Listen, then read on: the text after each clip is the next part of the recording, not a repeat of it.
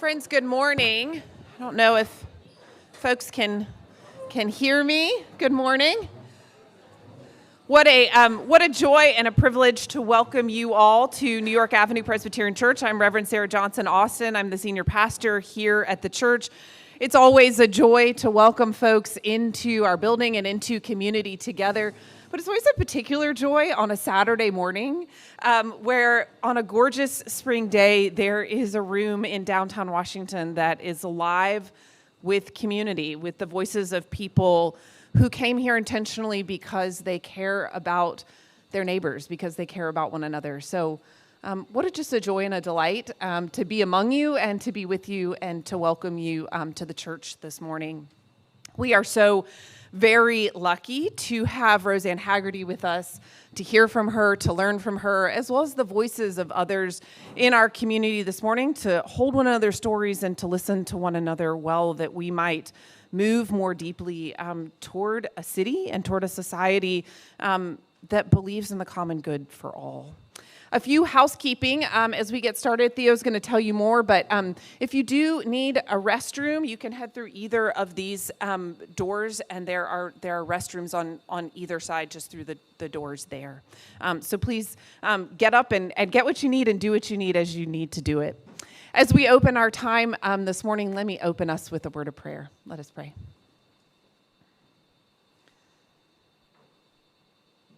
Holy One, we gather this morning in the name of your Son, who had no place to lay his head, who knew what it was to be a stranger and a sojourner, a foreigner in a foreign land. So open our hearts and our minds, our ears, our spirits to find one another on that road with him, to receive the places where we have all been stranger and sojourner, to hold one another's stories with compassion, to honor one another's lives with dignity, and to work together to building the kind of community where all people can thrive. We ask this in Jesus' name. Amen.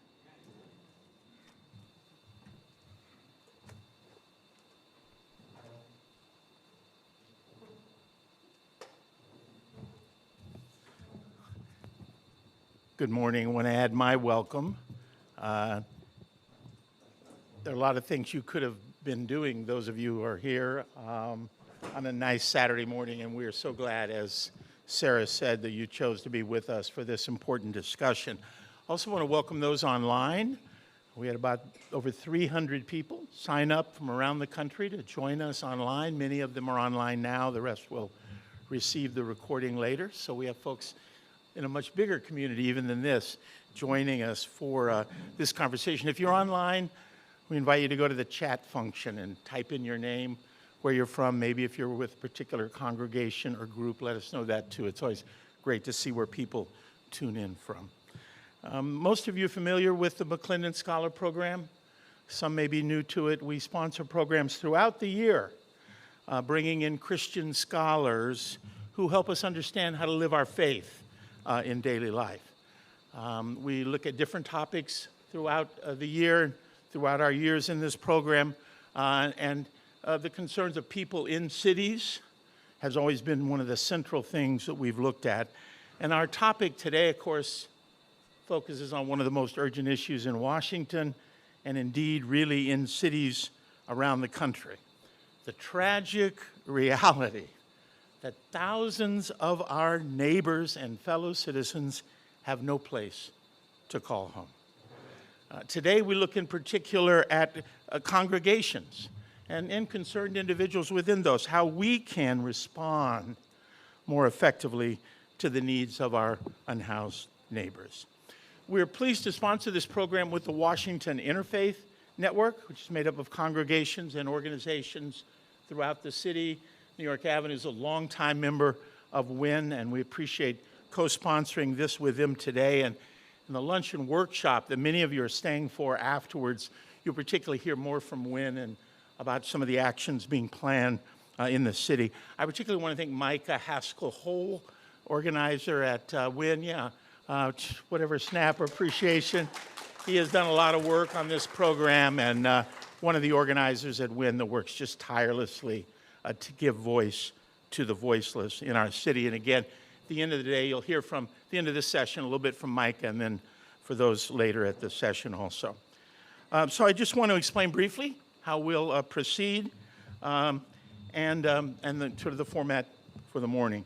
In a moment, we'll hear from Rochelle Ellison, who'll talk about her own experience of being homeless, share her personal insights with us.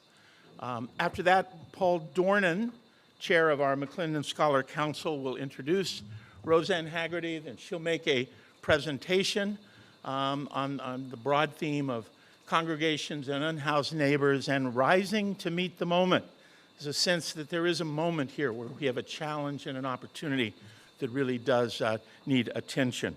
And then after that, we'll move this podium and we'll put 2 chairs up here, and Rosanne will engage in conversation with Reverend Glenna Huber from our sister church Epiphany on G Street, just a few blocks from here.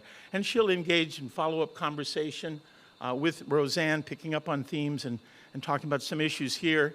And then as there's time, we may be able to take some questions also from the audience. We'll be monitoring questions online. If you have them online, send them in.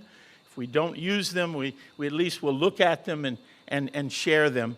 And then after we are the period of discussion, Mike and I will share just a little information about action and some things to do.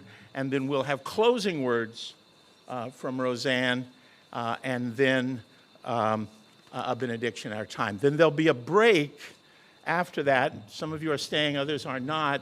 We'll be in here, and then we will, for the lunch workshop, put out the lunch, and we'll share information with you more at that time. That'll be at 11:30, a little after 11:35. We'll be closing, going to a break at that point. All right, so glad again to have you with us. I want to introduce Rochelle Ellison to the podium for her remarks. She's involved with several organizations in Washington working to represent unhoused folks, and particularly with the People for Fairness Coalition, where she is the assistant director. Delighted to have her with us today, and join me in welcoming Rochelle.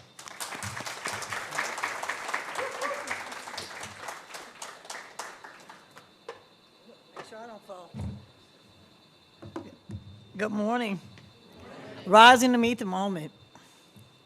I'm trying really hard not to get emotional because I am so grateful and honored to be asked to speak here today, because I myself am a woman with 17 years with co-occurring disorders of being unhoused in the Washington, D.C. area, sometimes sleeping right outside this church when the benches were here, or by MLK Library.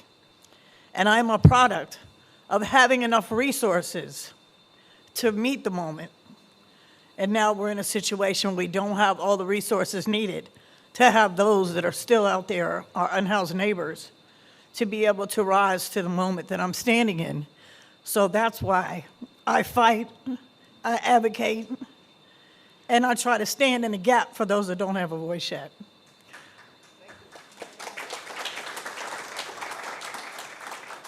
It's so emotional for me when I come back to places where I actually slept outside and where I actually had my mental health disorders, and a barrier needs to be broken around mental health.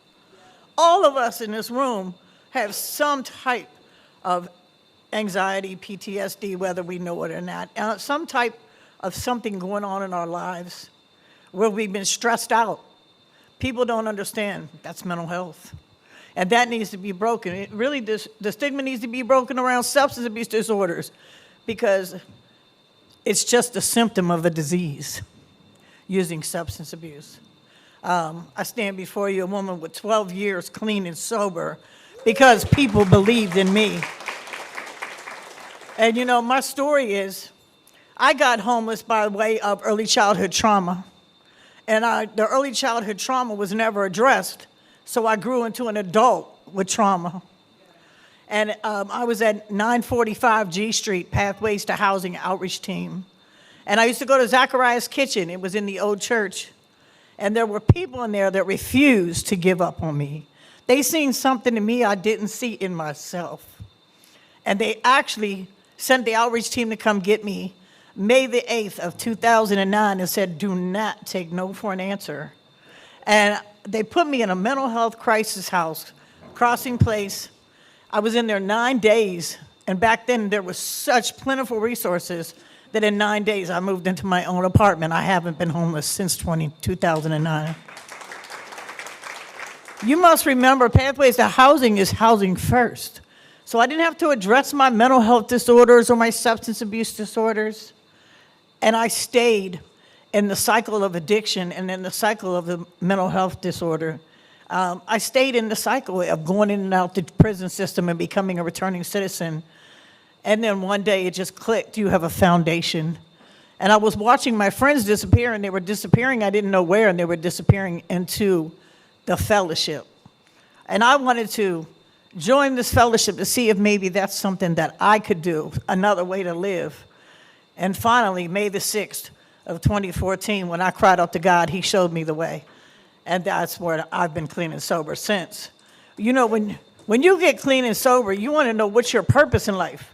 What does God want you to do with your life? And I was petrified when God said, I'm going to send you right back to where you used to sleep, right back to where you used to use, right back to where all your trauma was.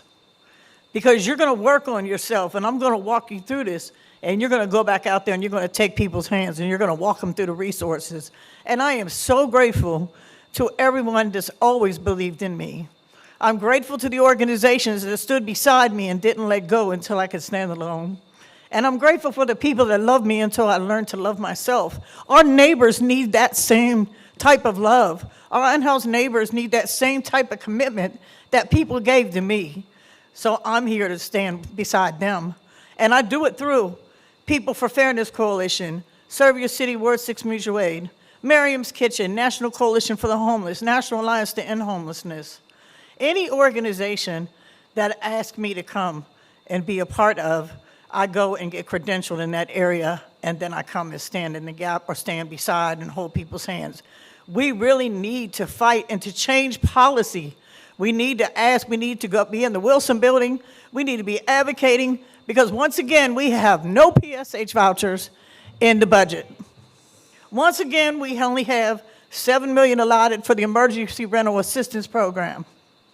And once again, we need everyone to help by joining us in the Wilson building, joining us in advocating, and making sure that those coming in behind me have the same type of possibilities that I had. Because I'm forever grateful from going from surviving to thriving, and I'm going to help my unhoused neighbors do the same. Thank you.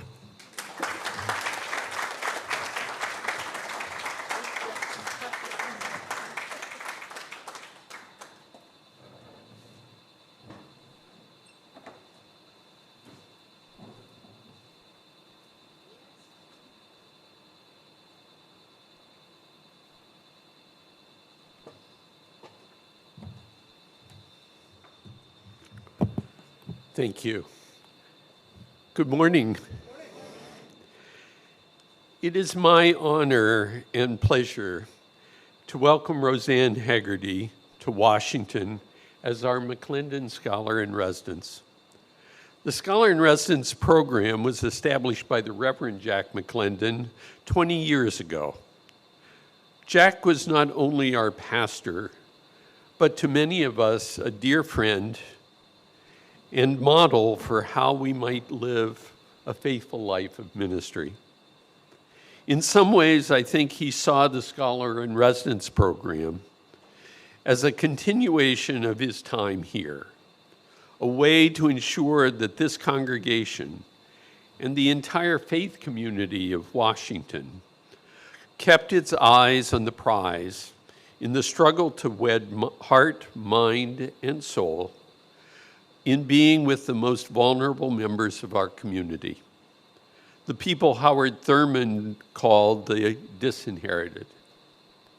Under his guidance, New York Avenue Church undertook the McClendon Center, which still offers a daytime professional socialization program for those affected by serious mental illness.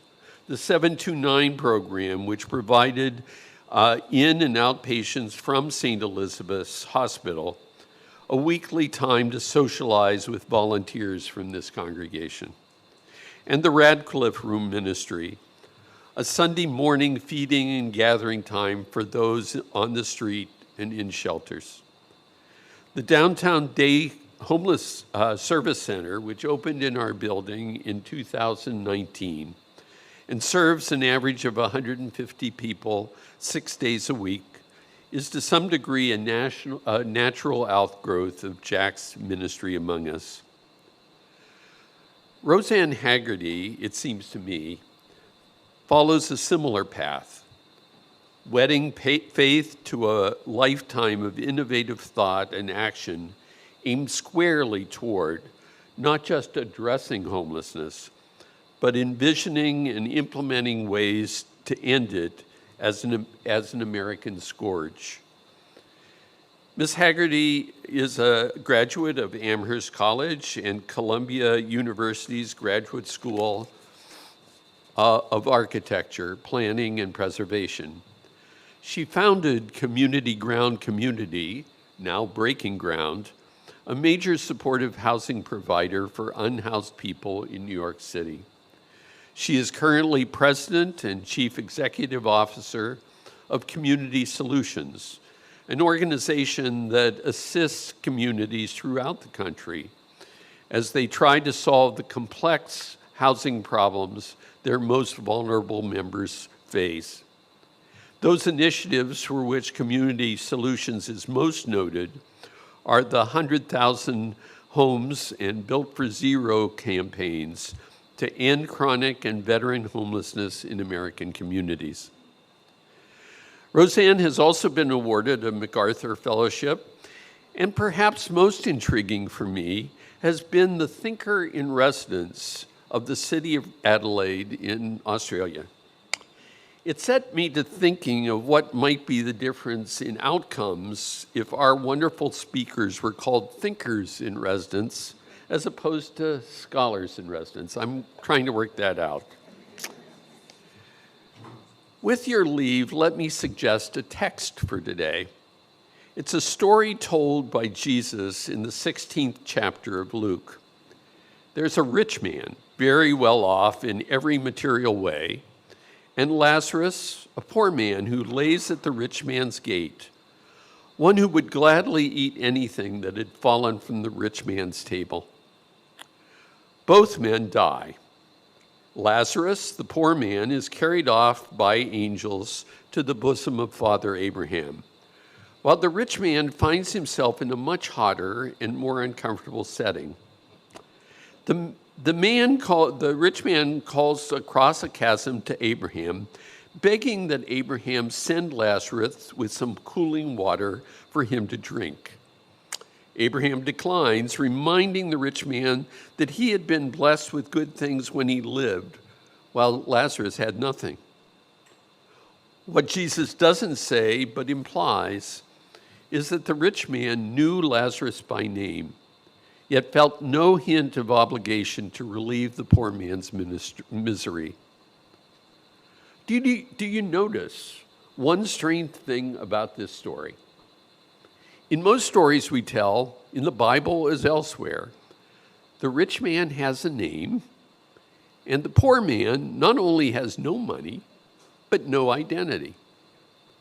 Yet here, the usual is undone, reversed. It reminds me of the last time I heard Rosanne speak a number of years ago at a fundraiser for Open Arms Housing, a permanent supportive housing provider for chronically homeless women here in Washington. I vividly remember Rosanne saying that the next phase of response to homelessness in America must begin with us learning the names of the homeless people we purport to serve. What was it about what she said that set off an alarm in my head and heart? At that time, I had been working on homeless issues and policies for 30 or more years. Yet thinking of learning the names of the people I thought about daily in the abstract had never apparently entered my consciousness.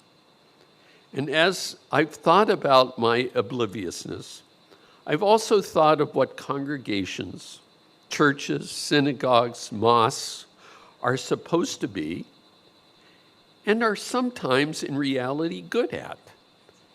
That is, to know and call people by their names, embracing their gifts and their God-given idiosyncrasies. So that's why I am so looking forward to hearing and being with Ms. Haggerty today.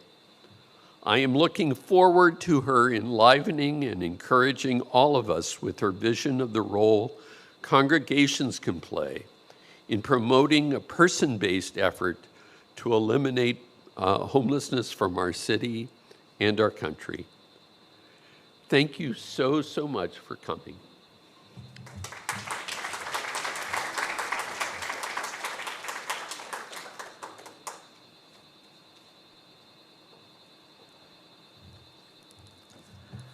Well, thank you, Paul, for that truly beautiful introduction, and Rochelle for such a powerful witness. And it's a great privilege to be here with you on, as Reverend Susan said, a really beautiful day where I'm sure you're all thinking about being outside.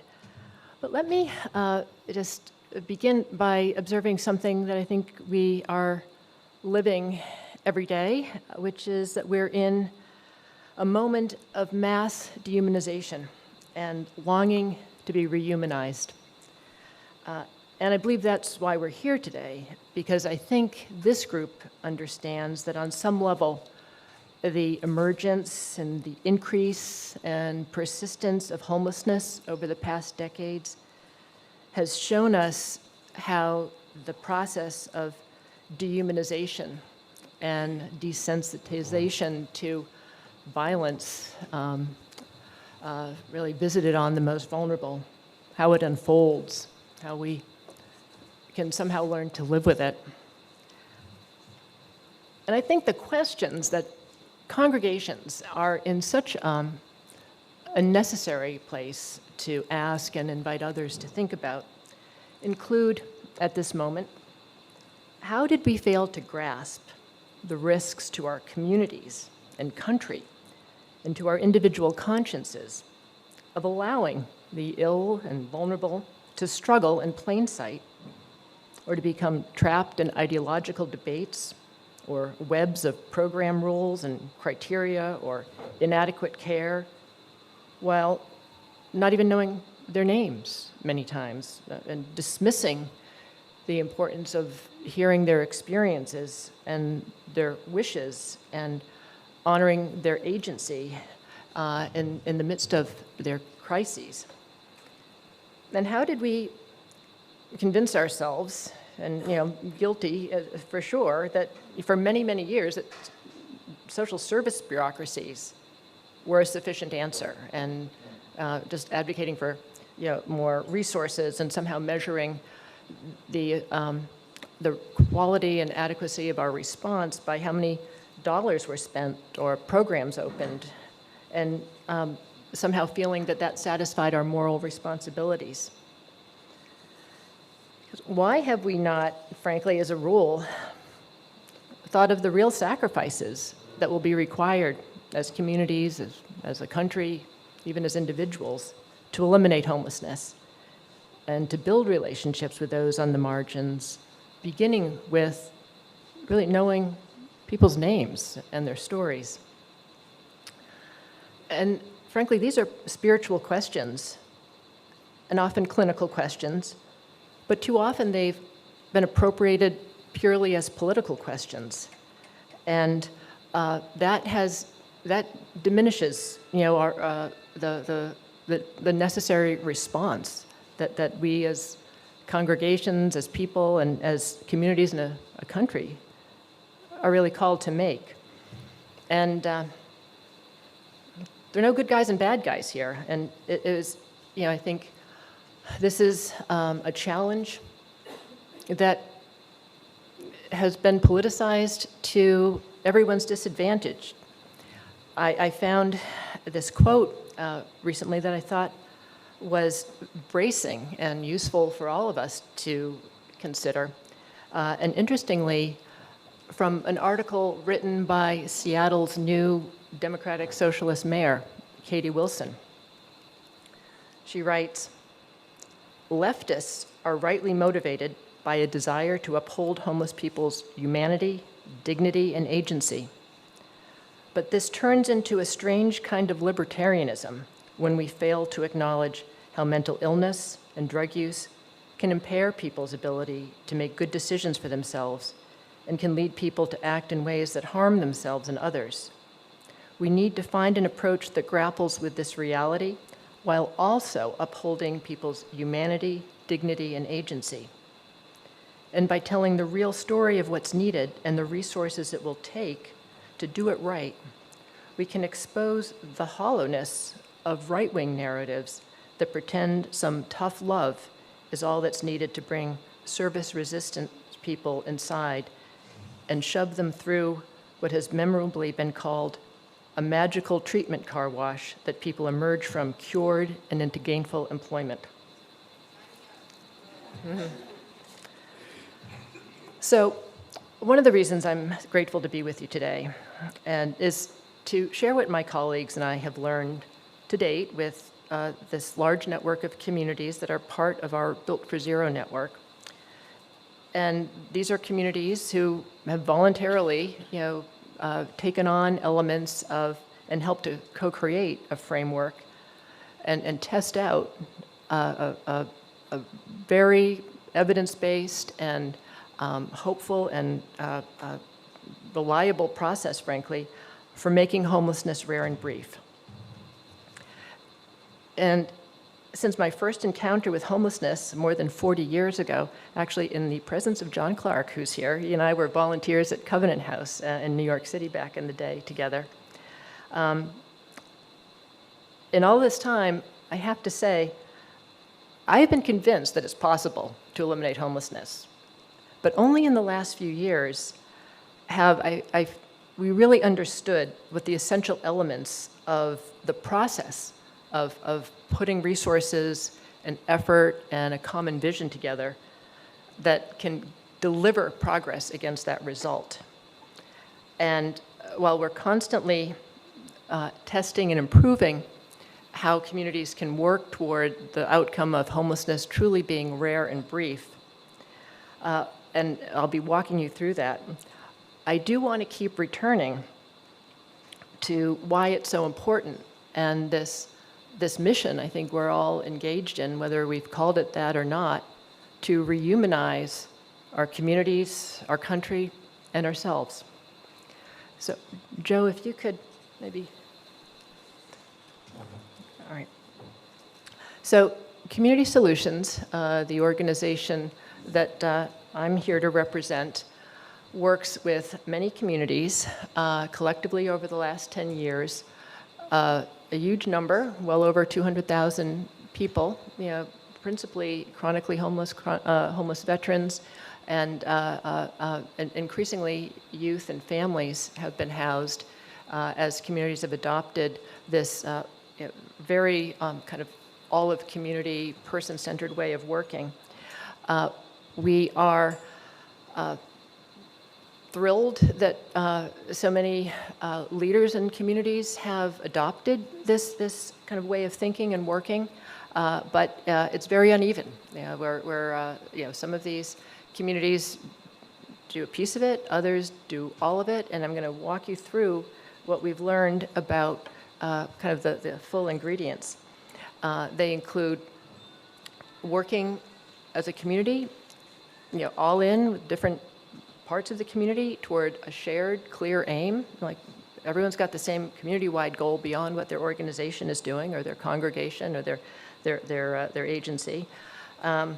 They are learning the names of those experiencing homelessness by name as a critical data point. Like data sounds inhuman. In fact, we've found it's the most humanizing thing of it all. If you don't know someone's name and you don't know the dynamics of homelessness, you really can't get your arms around what needs to change and who can do what differently. We have as an organization, provided support for these communities to learn from each other and network and kind of accelerate the exchange of what's working and encourage each other. We've created the data infrastructure and the technology tools to make this collaboration easier. We've helped communities facilitate past some kind of the frequent hard spots and barriers to, like, how do we get to the next phase of the work and continue making progress even in the face of many external challenges and sometimes lots of internal disagreement. We've provided a steady dose of improvement coaching, just a way of working which is not about the debate of ideas, but about testing ideas and kind of keeping things moving and providing a new skill set for frontline workers and organizations involved in the direct service world. And we have increasingly invested in housing in many of the large cities that are part of our network and have raised social impact capital to go out and buy existing apartment buildings and more quickly accelerate the progress of individuals into housing as there's turnover in those units. And to just really pick up on this observation of Paul's, I think everything changed in our work and our confidence that we were on the right path and in what we saw happening in communities when we realized that you could not make progress without a community coming together, knowing by name who is experiencing homelessness, and do that at scale, like everyone, know everyone, not just the folks that your agency is working with. And I was reminded of just how, this is such a solvable and avoidable tragedy.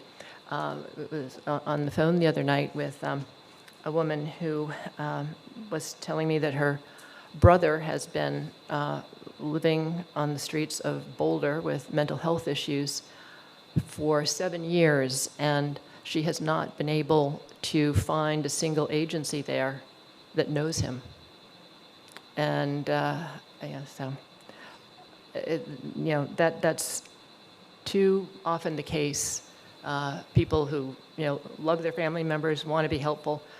Like, what does it say that we are walking past people and not knowing their names and being in a position to connect them to people who can provide support? But beyond that work that we do with communities to support them, it's communities doing the work. And Joe, if you could advance the slide. We kind of start with the question when communities join our network, how do we know if everything that you're doing is adding up to fewer people experiencing homelessness? That's why it's so important to get the full picture and get everyone at the table. And I'll say that, for many years, the everyone was really just the service provider organizations and kind of getting that group of actors to work as a team. And increasingly, we've seen, and I'd say is, like it wasn't even a light bulb moment, like the Mack truck moment a few years ago is, how do we think we're going to, just as service providers, get to the other side of this if we're not involving in this same collective, committed, person-centered effort, the business community, the healthcare system, the mayor's office, and the faith-based organizations, all of whom have an interest in resolving homelessness. They may be coming at it from different perspectives, but if across a community you can harness all of those capabilities, those resources, that complementarity, that's when things begin to move. And my former colleague, Linda Kaufman, who's here, was reminding me that she's, in part of her career, worked for the local business improvement districts. So here in DC, you have examples of, like, who has something to bring? Knowledge, coordinating power, resources. And so we're at a moment now with our network of communities where we're absolutely insisting, like, if you want to make progress, we've got to expand the table. Why don't we go to the next slide now? And this idea that, like, if you're not making progress, how do you change it up? We have increasingly realized can be codified almost with this checklist of tasks, each of them somewhat complex to, on the surface, to implement, but there is now such a record and a basis for rapid learning because so many communities are doing this, that it really is kind of I think, a tipping point moment for communities leaning into this issue with the intention of making homelessness rare and brief and not simply doing their best to respond. First and foremost, and it may sound so obvious, but trust me, and probably any of you working in the field know that this has not been the case. It's like getting everyone together around the common table and focusing on how do we make homelessness rare and brief at the community level, not just program by program, person by person. Every person needs what they will need to escape homelessness, but how do we do that for everyone? And that hadn't been a question that had really driven any kind of funding allocations or the design of programs. But this has proven to be the thing. Everyone working toward the same goal, measuring progress in the same way, just as you would in an event-based emergency. And we find it's kind of a useful comparison. If a hurricane blew through Washington, you'd organize an incident command center, you would know who the most vulnerable are, rules would go out the window because we know things have to be suspended in a crisis to make the people and secure other parts of the community. And so in many ways, this idea of the single aim and just a complete commitment to an overall outcome is the starting point.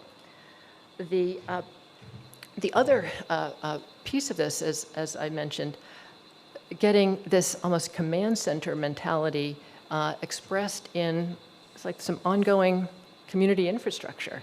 Our aspiration and belief that we're called to serve the common good, that actually needs some infrastructure because we're kind of all doing our own thing. We have to be brought together with a structure that kind of combines our aspirations and resources and talents and our intentions.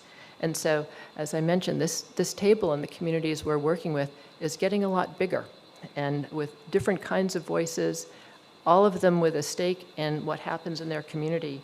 And we're seeing the needle move even at a time where everyone knows we have an unbelievable housing shortage in just about every community. We are still seeing communities making steady progress if they can pull all of their resources together around that shared intention. Nothing moves, as I said earlier, without knowing people by name who are experiencing the problem and actually keeping that question at the center. Are we actually reducing homelessness across the board? How are we learning and quickly how to improve what we're doing, taking steps out of the process, making it easier for people to get the support they need, using all of the assets we have? That requires, and it's interesting how data and all privacy protected, people's personal information isn't floating around, but that awareness of who are we talking about, how are our collective efforts actually moving the needle overall, in a strange way, relies on data as the new shared language. Because how does a healthcare system and the business improvement district and the outreach team from the local agency, how do they even know what they're doing and share what their resources can add up to if they don't have a consistent way of communicating around the outcomes for the person and for the people who are experiencing homelessness? We found, and I certainly have this vision, that we will all be out of the business of homelessness response because we're working toward housing systems that make homelessness rare and brief, and that we reduce this separation between folks who build affordable housing or operate affordable housing and folks who work on building supportive housing or finding units for those coming from homelessness. We really have to get it together as like a kind of a community-wide kind of housing agenda that provides equitable access and a sufficient array of options for any life circumstance. We have, frankly, as a country, figured this out before, in wartime, during the Depression, periods of mass immigration. We just got creative about how to have different housing forms available. Getting back there is, I think, a key agenda item, and it's not just about more housing, but about more options, equitable access, and the ability to have some real choice in the matter as a person, both experiencing homelessness or perhaps facing a crisis that could lead to homelessness. And then lastly, and this is certainly, it's not a new frontier, but it's been a real wake-up call and an important part of our work now, that we need to bring the country along if we're going to get the financial support, the moral support, if we're going to rehumanize the country, with the reality that we know what we're doing, that we can get results, that we can turn this issue around, in fact, are turning this issue around in many communities. But we have not successfully, as a force, figured out how to tell that story. I think, we certainly have, over the years, said, like, problem bad, getting worse, we need more resources, as opposed to, we know how to win. Look at these examples of progress. We need to do more of this. And that, I think, is becoming just an urgent matter in this disheartened and skeptical moment where it's too easy to believe nothing works, that government can't be trusted, that not-for-profits are interested in their own survival and not in contributing to community goals. So it's in all of our interest to tell a different story, and we did a great deal of communications research over the last year, focus groups and surveys in a number of cities, and it was striking, some of the takeaways that I think could be valuable for even you to ponder in your ministries here. Stop saying ending homelessness. Even if that's the goal, people would just go down the rabbit hole. Like, can you really end homelessness? Like wrong conversation. Whereas 100% of the folks in these focus groups were saying, we should be reducing homelessness. I know we can reduce homelessness. And so if you have to avoid the argument about by saying we sure can reduce homelessness in order to end it, that, but just meeting people where they're at, if that's where the public opinion kind of gets stuck. The other thing was kind of scary but instructive. When we asked across all of these communities, where do you get your news? What news do you trust? The answer was nothing. What people say, what I see with my own eyes, skepticism everywhere, which one can believe. In the age of AI fakes and what's real on one's social media feed, and so it was a wake-up call to us in the communities that are really leaning in to get to the other side and really measurably make homelessness rare and brief, that we need to tell the story in ways that people can hear and believe.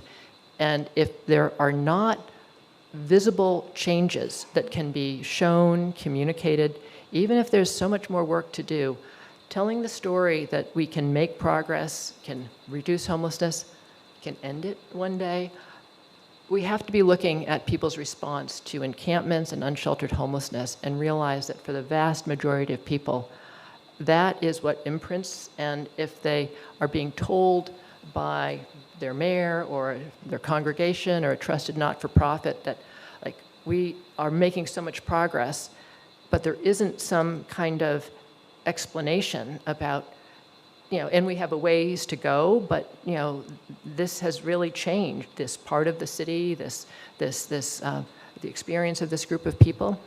It's a challenge to us to learn how to communicate in ways that people can hear, believe, and be rehumanized.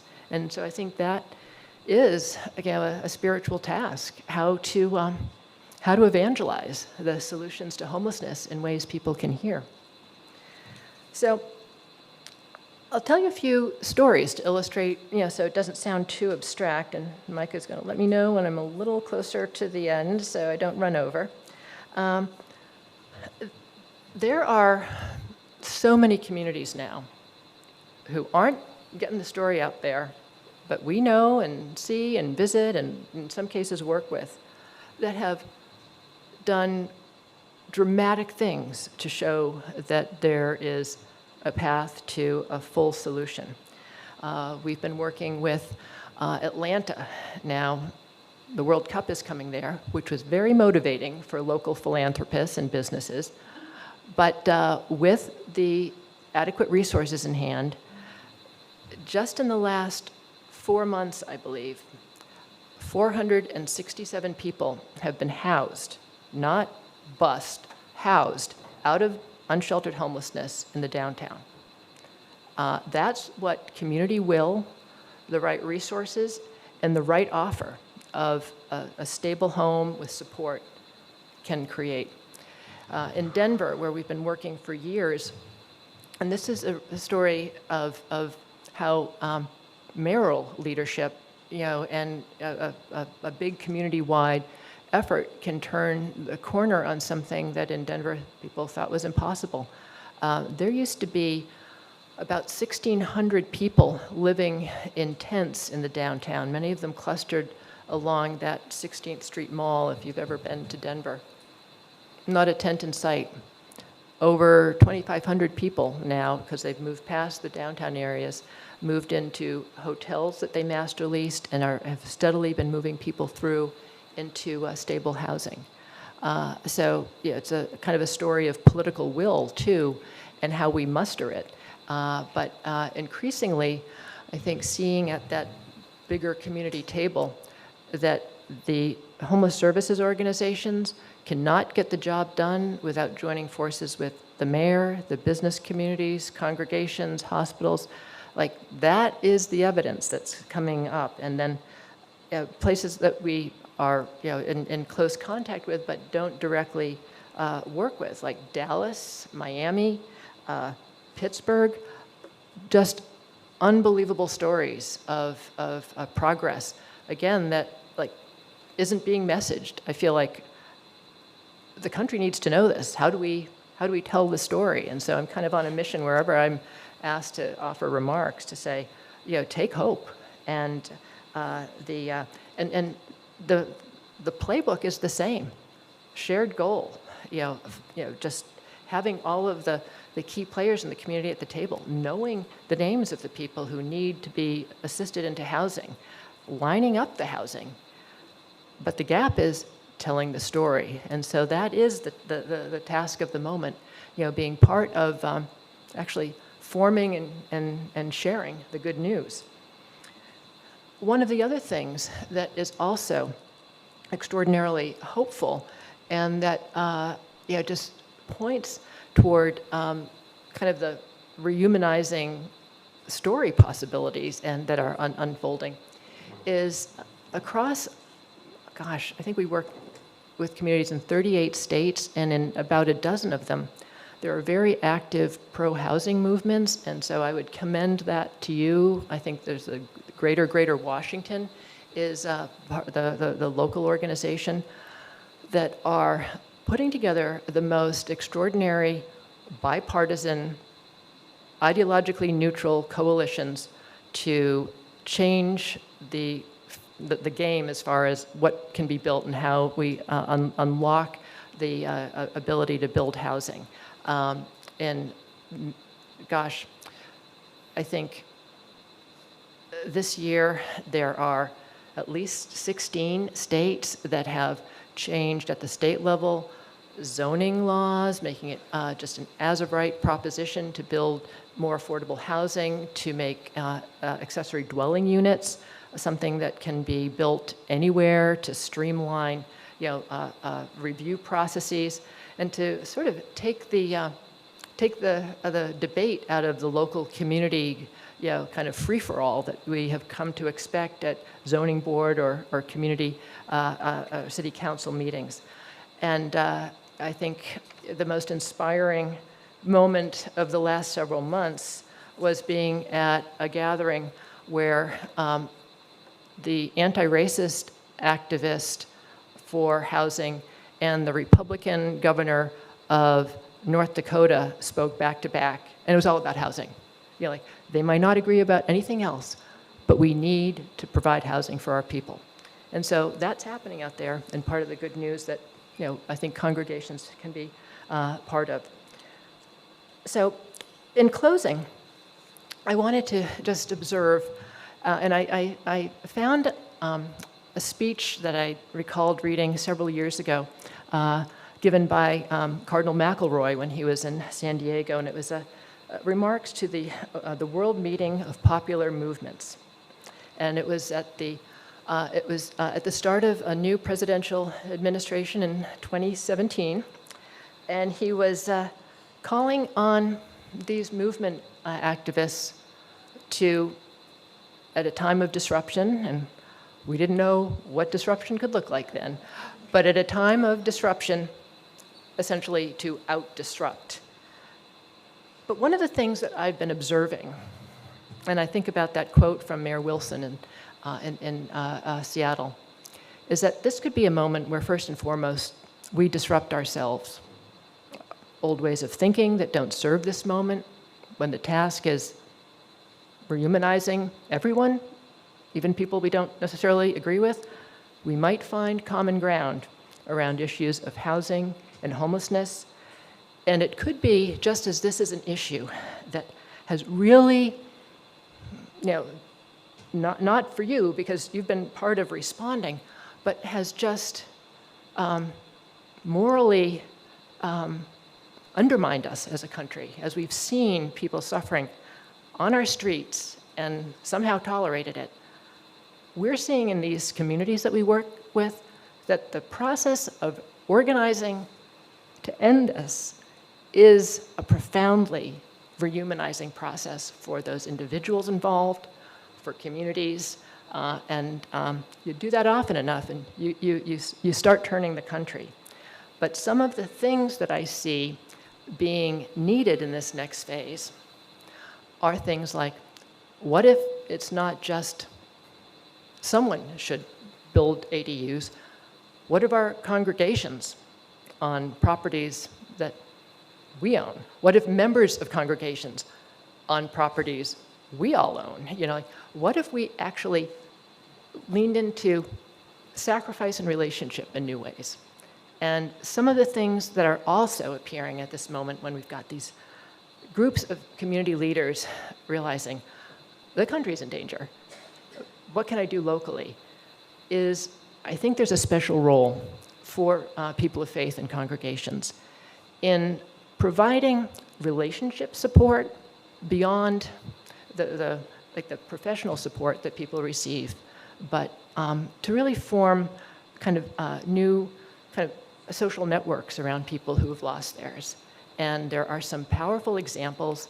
An organization we're learning from called Open Table. There's a wonderful example in a project in Baltimore called Threads that weaves together a team around young people at risk. So it's a kind of radical, disruptive idea. But I think that's what's going to take to rehumanize ourselves. I have a video that maybe I'll end with that is our housing equity strategists. We try not to make any moves strategically without hearing from people who are part of our organization who have lived experience of homelessness. And as Rochelle opened us so beautifully, I'm really delighted to share the voices of some of my colleagues with you. Thank you.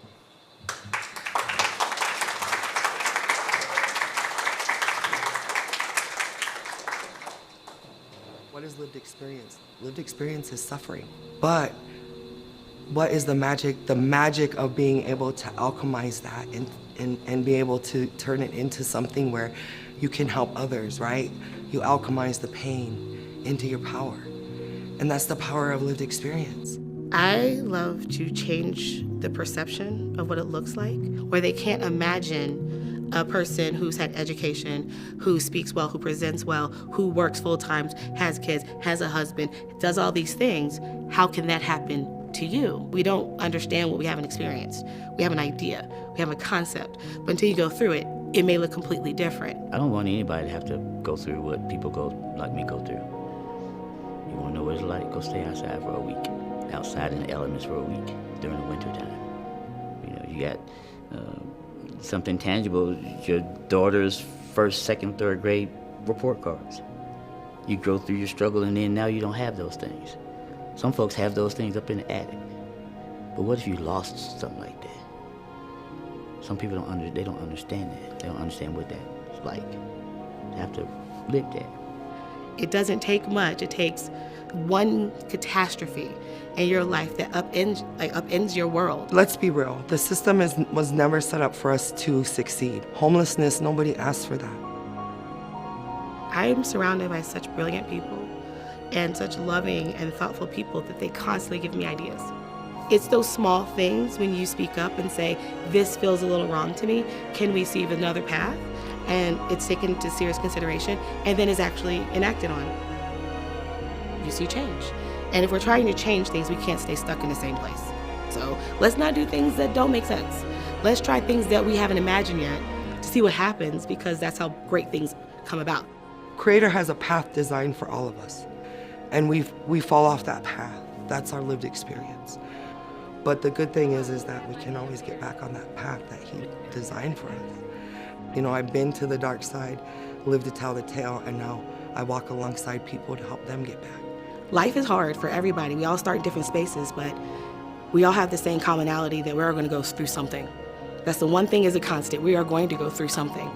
And when you have allies in your something, it makes it easier to understand it or utilize it to push forward to whatever's next that's your purpose. I think that people discount our unsheltered community quite often. You know, we're working in the dirt trying to build a foundation for the communities that we want to help to survive. That's the work that we're doing. In our small but mighty community, you know, I'm really proud to say that we're able to make those relationships and, you know, turn those corners. And I'll tell you, in every sector that we've engaged in, there are some true winners. You know, they really want to help. They really, you know, their hearts are big. They don't want to see people suffer. My ancestors are behind me, and the ones before me didn't endure what they did so that we could be quiet. So we stay in the light, especially now in these times. Isn't it more important and the most crucial time for us to stay in the light? That's power, standing together and supporting one another. We are the people. We are the human beings. We blah. Thank you.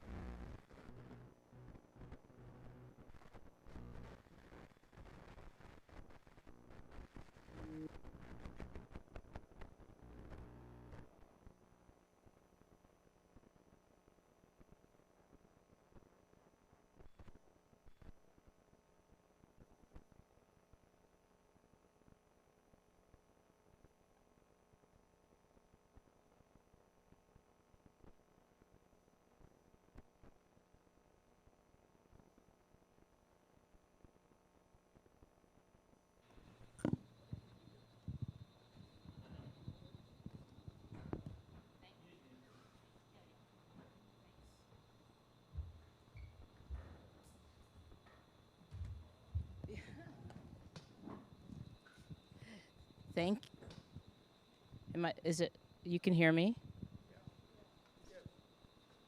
Okay, there it is. Good morning.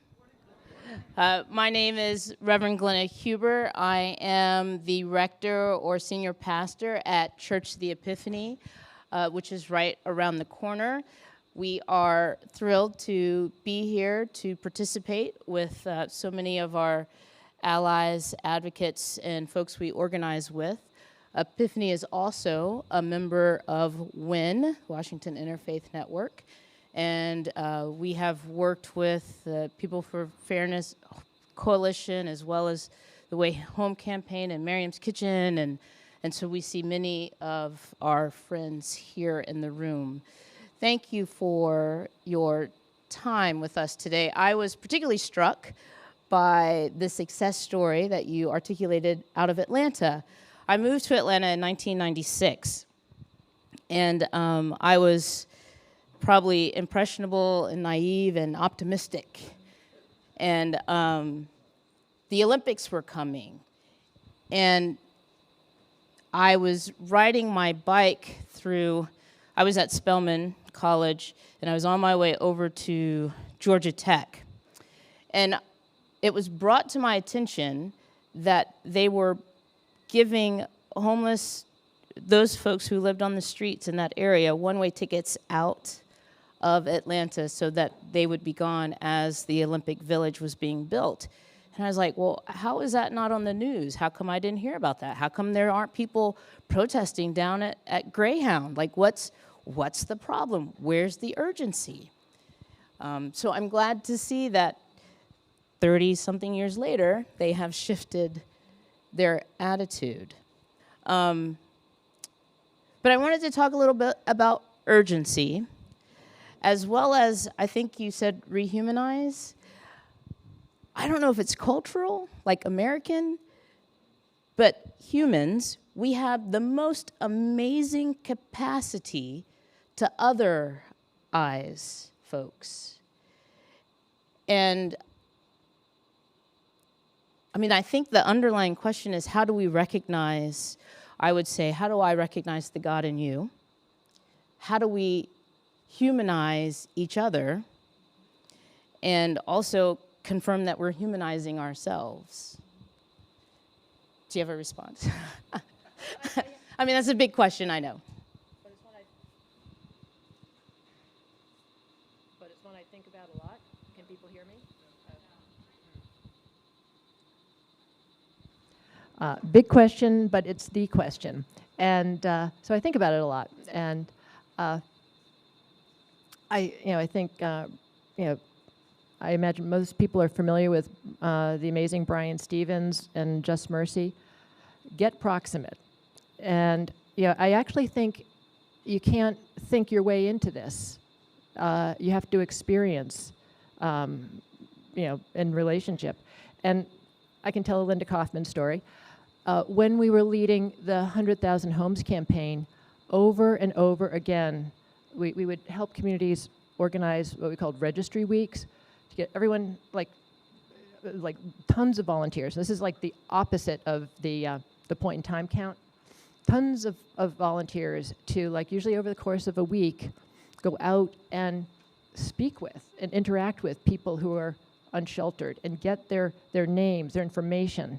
And I didn't participate in a single one where people who were doing that weren't coming back in the morning saying, I just spoke to a 25-year-old young woman under a bridge. That's the same age as my daughter. Every time, people who had those direct encounters forever changed. The issue was not an issue anymore. It's neighbors, people. We have to create more of those experiences. Thank you. So just in case, I was going to talk to you, ask you. Okay. Okay, you can hear me? It's cool. I'm just going to talk really loudly. So if you can hear me, that's awesome. If it is working, okay, a friend cannot hear me. Awesome. So Brian Stevenson spoke about proximity, being in proximity to people who are going through things, shifting the narrative, which is very important. Use telling the story, and hope. There were 4 things that Stevenson said, but those are the 3 that I remember. Linda, what was number?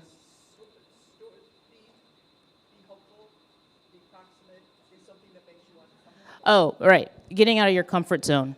I always forget that one. Right. He was talking to everybody else. What was I going to say? Oh, right. So that also reminded me of the Michael Jackson thing. You got to begin with the man in the mirror. One of the things that you all know that, right? Okay. Yes, thank you. The things that I have learned in congregational leading is that sometimes you can be in a community for years and not know the person that you're worshiping with. And part of being able to recognize the God in others who are well outside of your comfort zone is being able to recognize the God with those who are inside your comfort zone. And that's one thing that I don't know if you have seen this played out, but at least in our churches, we're like, ooh, we're all of the same mind. And sometimes that's not really true, but you don't know that until you are in intentional relationship. Do you have any thoughts on that? Yeah, other than to just completely agree with you. I mean, we've all known and probably experienced, aspects of this very real crisis of loneliness. I think everyone's longing to be known, seen, and the assumptions that we make are part of what needs to be disrupted, right? Yes, so thank you. So what that means is get to know the people that you are in community with. Know who you're sitting next to. Know their stories. Because essentially we're all one hiccup away from tragedy, right? And so who's going to be there to catch us as well? One thing about rising to meet the moment. I don't know that we are in a new moment, but maybe for some of us, the urgency of this moment has shifted as we are seeing played out in public spaces. Well, this is my own commentary. I think that whiteness is being redefined right in front of us right now.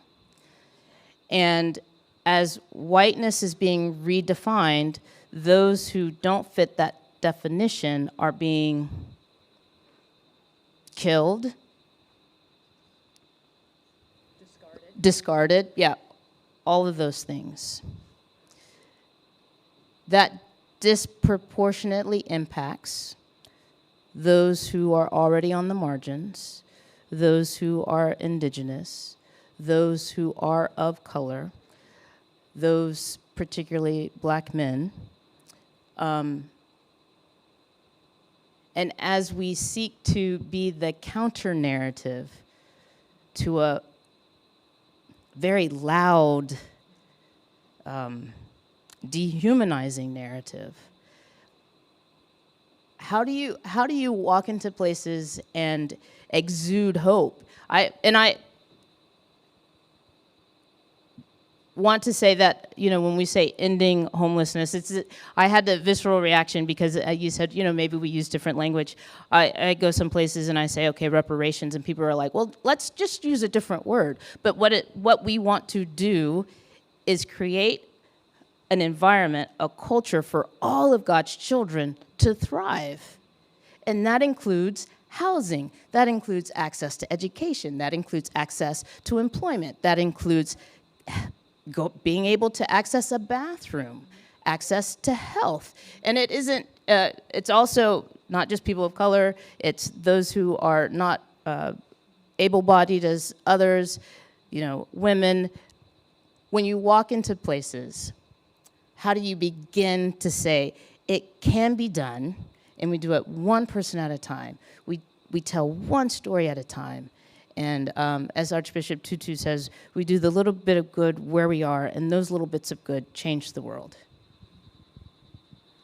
I'm going to answer the question in terms of big hope, like whole communities can make progress. And folks are so hungry for that news. And so it's really important. And, you just see, it's like moths to a flame. We've been trying to, with other mayors, for instance, and leaders in other large cities in particular, say, let's get you to Atlanta.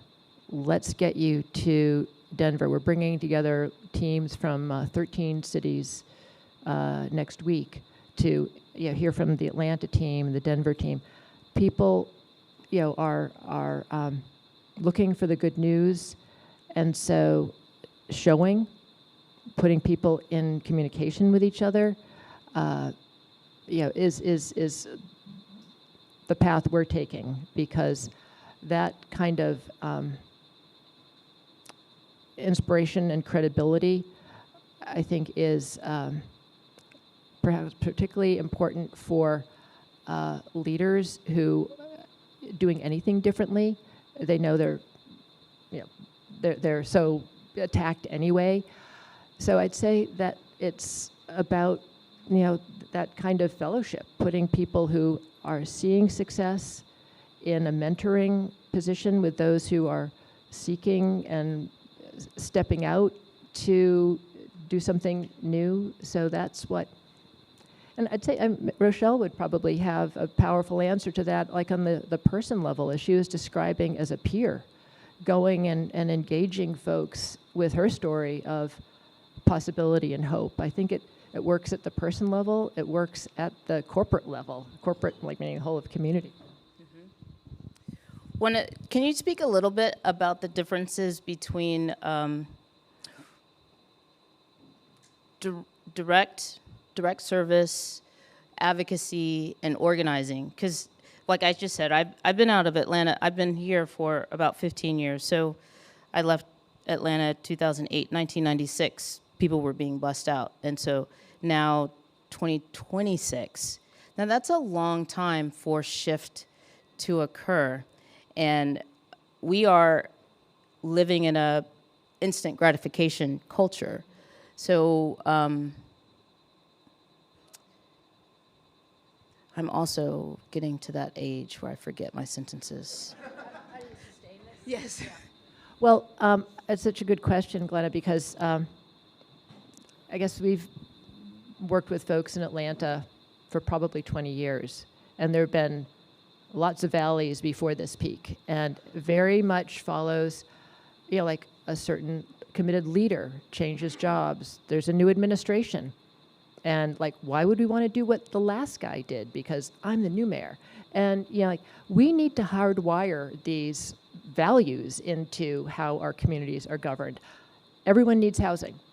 Everyone needs access to decent education and healthcare, and these should not be kind of political projects in terms of partisan political projects, but these are kind of foundational values. And I think the organizing, we're seeing the organizing needs to maybe evolve in a way that it's not just one bill or one issue, but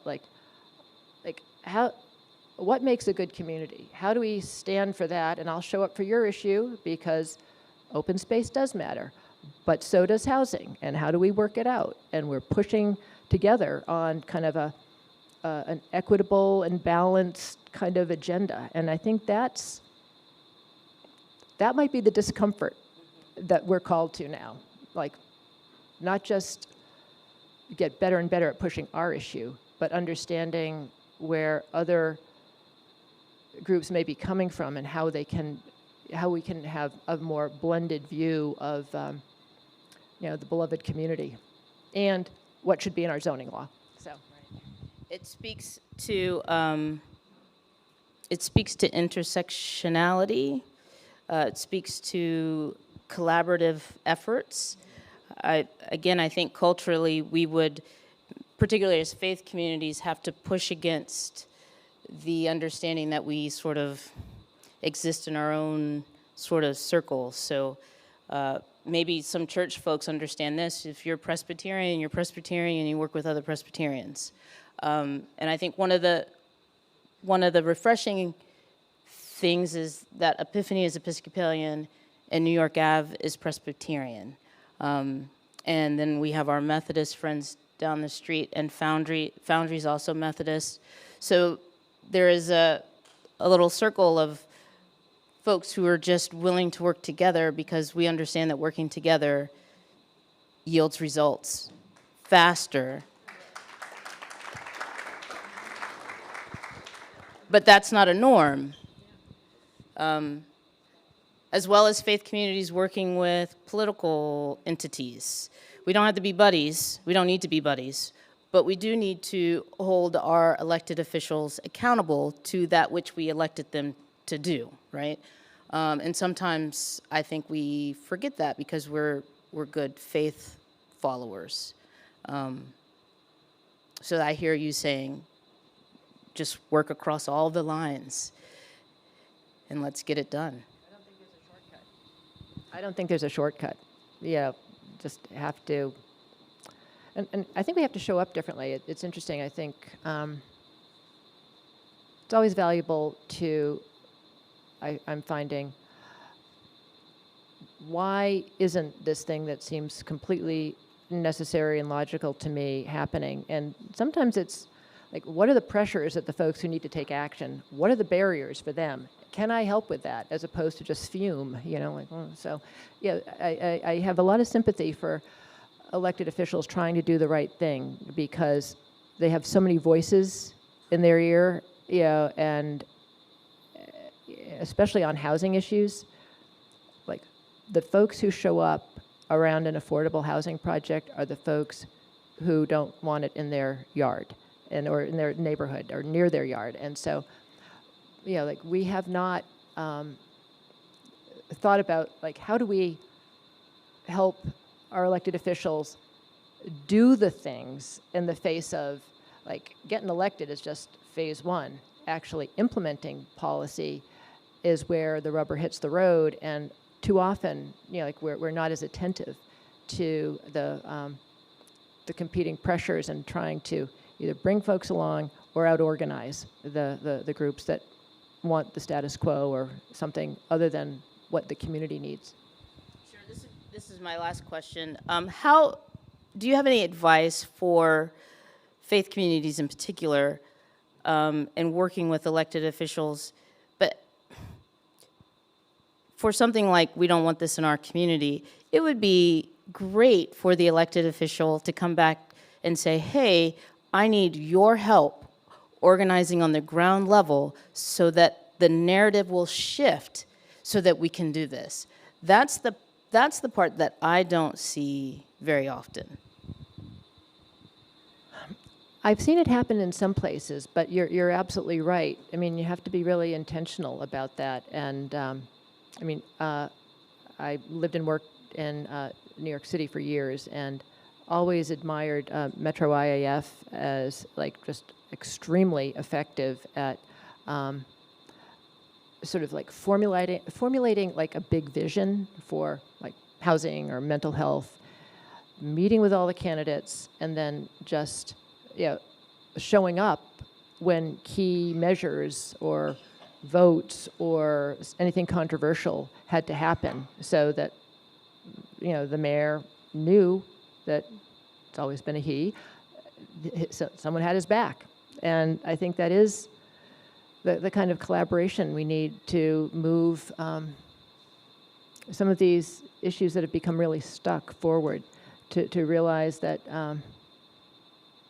you know, even very good leaders are getting skewered out there. And so we kind of got to support the vision of community that we elected them to advance, not just expect that it's going to happen, given the very many pressures, including these days financial.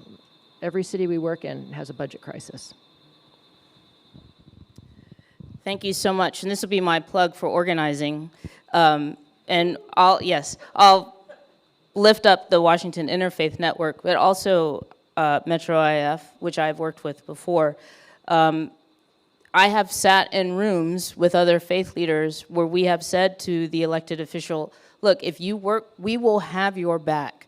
We know in Baltimore, we know that the penny tax is going to draw controversy, and we know that that will be directed at you. But we are here to tell you that we will galvanize and organize across the city so that people will turn out to vote and do commercials and show up on the news and go to their churches and synagogues and temples and in the schools to say, this is important so that we can get this measure across the line. And one of the things that we say in organizing, there's no permanent enemies, no permanent allies. We have worked well with officials and have come to big words with officials as well. But I think under all of that is the underlying respect and trust that we are trying to do the best for the people who we call neighbors. Thank you so much.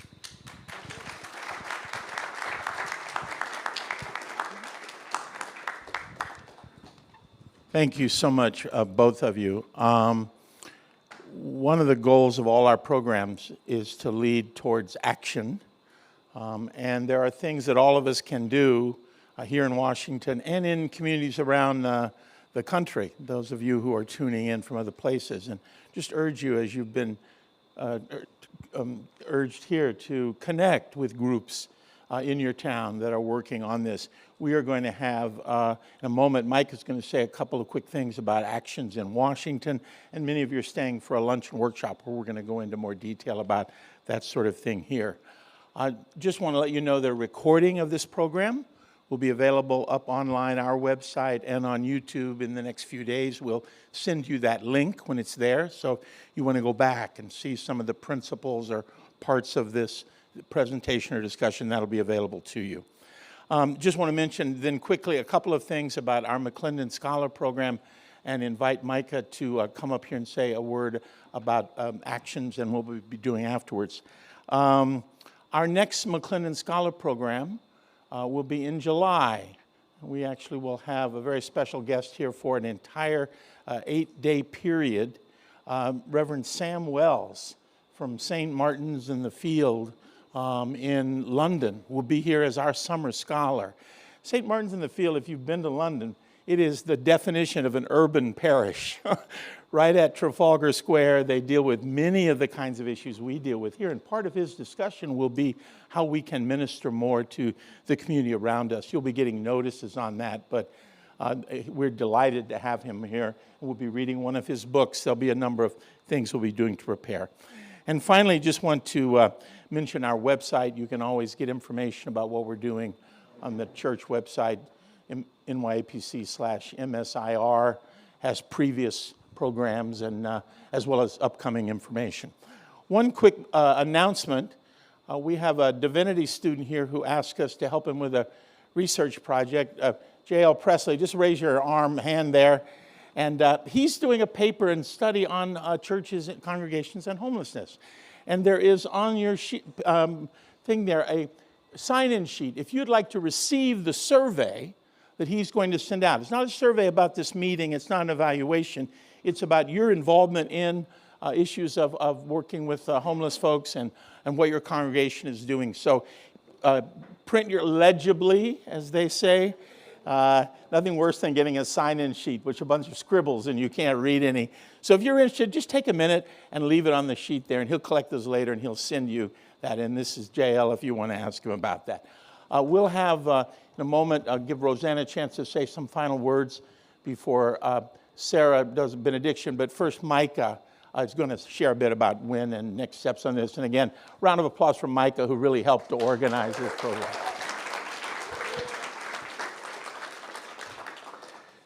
Good, very late morning, everybody. My name is Micah Haskell Hale. I'm a staff organizer with WIN, and it's very lovely to be here with you all today. How's everybody feeling? Good. Yeah? Right on. I just want to take a moment to brag on some of our people real quick. Just if you would join me in thanking New York Avenue for, one, all the work they do, bringing us here together today, and I also want to call out Paul for having the vision for today's event. And Theo for the Herculean effort of this event and all of the great McClendon Scholar events. I am so privileged to get to do this work. WIN does the work in the model of the world that we want to bring into being. That our ties inside of our congregations and institutions, the stronger our ties between our... WIN builds power across difference, district-wide, all 8 wards, across geography, across race, across class, across denomination and religion, to win real things for real people and hold corporate and government interests accountable. Now, what does that actually look like in practice? Sometimes in the realm of the issues that we're here talking about today, that means reacting very quickly and storing our unhoused neighbors' belongings inside of a church. Sometimes that means going down to the Wilson building and testifying or lobbying members of council. Sometimes that envision together what we are actually building towards. Because if we don't have a true north, we're just, I know that many of you are going to stay this afternoon. We're going to talk a little. If you do have to leave, I want to direct you to our QR code. And if you are QR code challenged, maybe you can turn to the person next to you and they can give you a hand. And take 2 actions. 1 is to sign our petition, which is right at the top, and 2 is to sign up for the Way Home campaign, which is one of the umbrella coalitions doing incredibly important work on the issues that have brought us all here today. So much more to come. Stick around. I'll get out of the way between you and lunch and hand it back over to Rosanne. Thank you, Micah.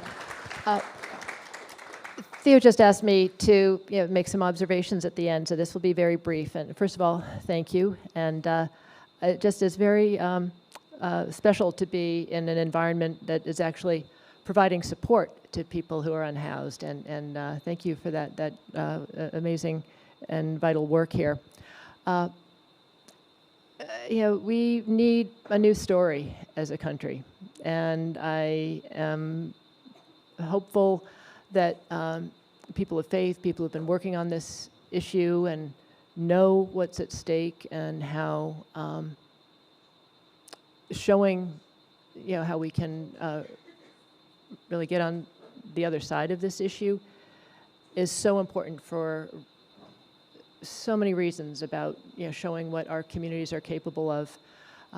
I think probably everyone here have been rethinking the levels of advocacy and urgency and what we can do with what we have ever since Minneapolis.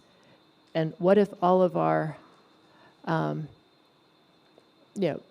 goals and policy intentions, as important as they are, had to be supported by what can we do with what we have to take a new stand, make a difference on this issue, put the resources and will and organizing power and who can do what together in a new forceful way. And I do think that the congregations of our country, showing that kind of disruptive, transformational energy on behalf of our neighbors is one of the things that is primed to emerge. And I think this is the type of community that can help offer models and examples for it's not just government or new tax policy, but it's people really stepping into new relationships and using resources in new ways that can help us turn the corner. So I am going to be very eager to learn how your work unfolds as individual congregations and as a community. Thank you again.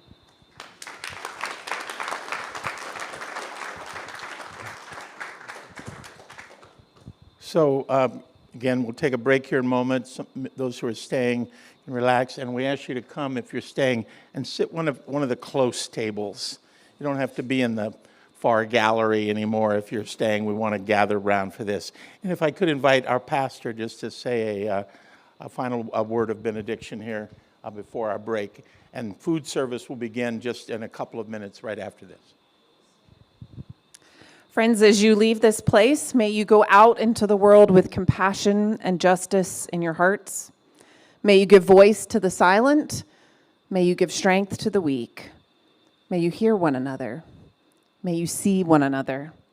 May you love one another. It is all that easy and all that hard. Friends, thanks for being with us. Stick around for this afternoon. Go with God's blessing, and we'll see for lunch for those who are staying.